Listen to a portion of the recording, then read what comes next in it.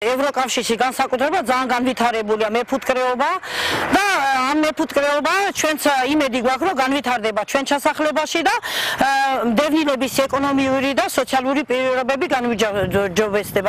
სოფელ ქემერტიდან დევნილ გალინა ქელეხსაევას უკვე საკუთარი ბიზნესი აქვს. 2008 წლის რუსეთ-საქართველოს ომის შემდეგ ის შავშობის დევნილთა ჩასახლებაში ცხოვრობს. გალინა ქელეხსაევა რამდენიმე პროექტზე მუშაობდა, რომლის ფარგლებშიც ჯერ სათემო ორგანიზაცია შექმნა, შემდეგ კი ბედი მცირე ბიზნესში სცადა. მიმდინარე წლის იანვარში ბიზნესის წამოსაწყებად დონორმა ორგანიზაციამ მას 20 ოჯახი ფუტკარი გადასცა.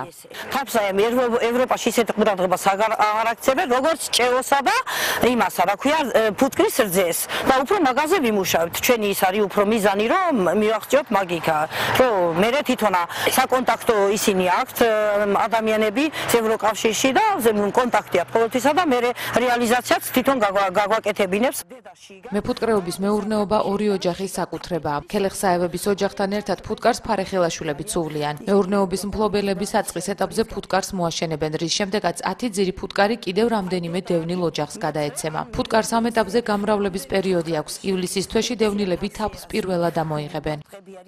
2 კვირის შემდეგ უნდა გადავცეთ თითო ოჯახი, ყველა 10 ოჯახს. პაკეტში შეიძლება იყოს 6000, 7000 გააჩნია, მაგრამ მე ხომ მრავლდება, ხო დაინახეთ როგორი მრავლდება და ეგედან შეიძლება გამოიყვანოთ 2 ოჯახი ან 3 ოჯახი. კიდე ამის გარდა 2 ოჯახი შეიძლება თავისუფლად გადავიყვანოთ სხვა იმაშიც კაშახები. გალინა ქელეხსაევას ფუტკრის მოვლა პატრონობაში შვილი ეხმარება, რომელსაც ამ კუთხით გარკვეული გამოცდილება აქვს. ჩემი მამამთილი მისდევდა მეფუტკრეებს ერთად. მე ჩემი მულმა გააგრძელა, მეც რომ მივედი, მასწავლეს და იქიდან გამოცდილება მაქვს. მეტნაკლებად ხა ისე და რაც აუცილებელი და რაც შესაძლებელი ყველაფერი ვიცი. გალინა ქელეხსაევა ეროვნებით ოსი, ჯავაში დაბადებული და გაზრდილი ქალია. თუმცა უკვე 30 წელია ქართული ოჯახის დიასახლისია. 2008 წლის საომარი მოქმედებების შემდეგ გალინა ქელეხსაევამ ცხინვალში რუსული პოლიტიკის გავლენის ქვეშ ცხოვრება საქართველოში დევნილის სტატუსით ცხოვრება არჩია.